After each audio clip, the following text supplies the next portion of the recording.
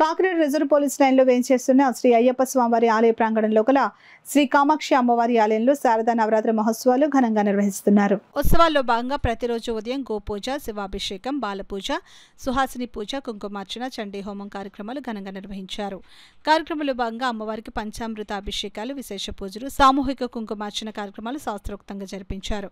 పెద్ద సంఖ్యలో భక్తులు, మహిళలు తరలివచ్చి కుంకుమార్చన పూజా కార్యక్రమంలో పాల్గొని భక్తి శ్రద్ధలతో పూజలు చేశారు. ఈ సందర్భంగా ఆలయ కమిటీ అధ్యక్షులు గోపాలకృష్ణ మాట్లాడుతూ అక్టోబర్ 2వ తేదీన చండీ హోమం, పూర్ణాహుతి కార్యక్రమాన్ని వైభవంగా నిర్వహిస్తున్నట్లు వెల్లడించారు. సాయంత్రం ఆలయంలో అమ్మవారికి ప్రదోషకాల పూజ, విశేష హారతులు, నీరాజన మంత్ర పుష్పాలు, ప్రసాద వితరణ కార్యక్రమం జరిపిస్తున్నట్లు చెప్పారు. ఈ కార్యక్రమంలో పెద్ద సంఖ్యలో భక్తులు, మహిళలు పాల్గొన్నారు. అమ్మవారి శరన్నవరాత్రి కార్యక్రమాలు ఎంతో దీక్షతో చేసుకుంటున్నాం.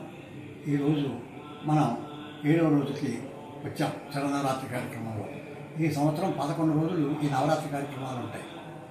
ఈ 11 రోజులు కూడా మనం అత్యంత దీక్షతోటి, శ్రద్ధాభక్తులతో చేసుకుంటున్నాం. వచ్చిన భక్తులందరూ కూడా చాలా చాలా చాలా సంతోషపడుతూ చాలా గొప్పగా జరుగుతున్నాయి ఈ కార్యక్రమాలని చెప్తున్నారు.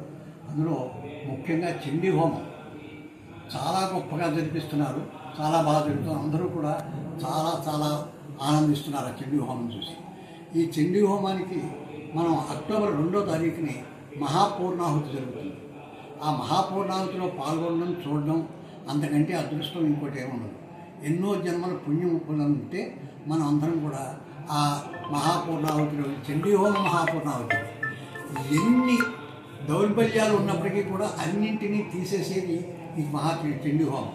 అందులో ఆ రోజు మహాపూర్ణాహుతి కనుక అక్టోబర్ 2వ తారీఖు విజయదశమి. ఆ వారం మనం అందరం కూడా ఇక్కడ చూసి ఆ మహాపూర్ణాహుతి చూసి ధరిద్దాం.